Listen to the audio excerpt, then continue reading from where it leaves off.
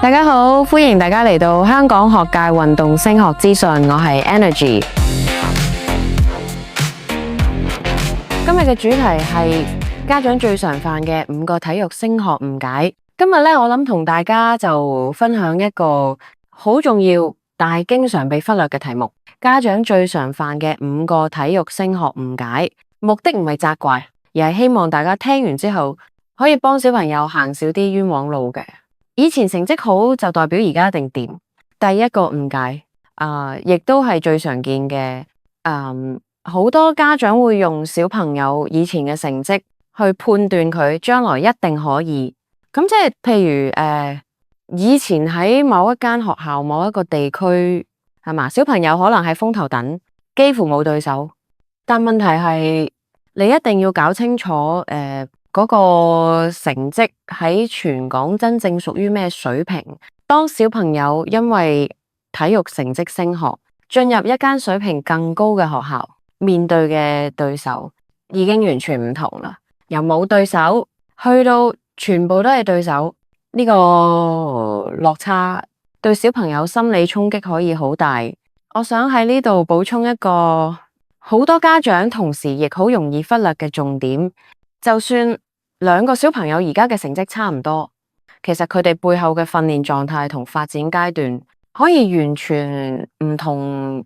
有啲小朋友可能已經接受咗好長時間高強度嘅訓練，身體同技術都去到一個樽頸位，短期內好難再有明顯突破。但係亦都有啲小朋友可能只係啱啱進入成長期身體發展未完全，力量速度技術仲有好大嘅上升空間，結果就會出現一個情況，表面成績差唔多啦，但係將來發展潛力完全唔同。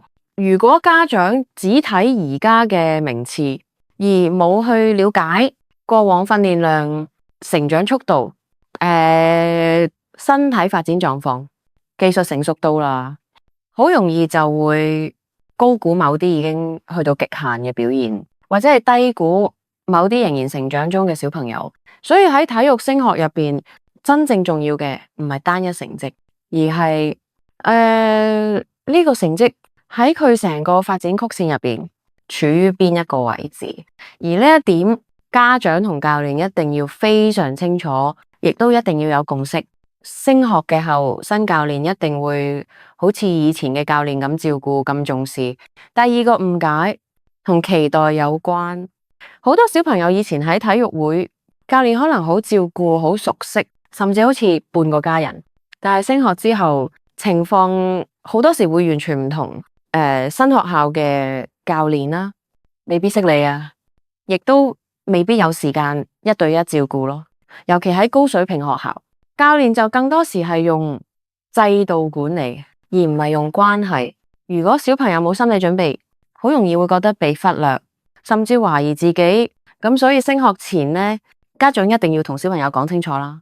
環境會變，方式會變，要求會變。如果可以同時保留校外訓練，有一個熟悉嘅教練作平衡，未適應會容易好多。只要運動好，學業自然唔使太擔心。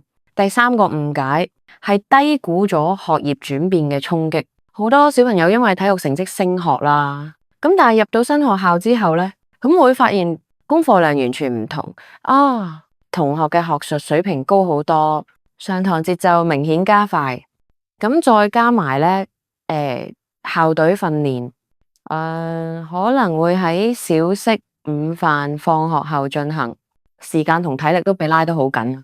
如果冇心理準備，好容易一下子失衡咯。所以初期開學，家長最重要嘅角色唔係逼成績，而係幫小朋友取得平衡咯。學校收咗就代表一定適合。第四個誤解係將被取錄等同一定啱。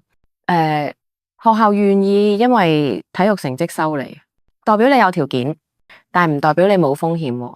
我入學之後，高競爭、高要求、高比較先至真正開始。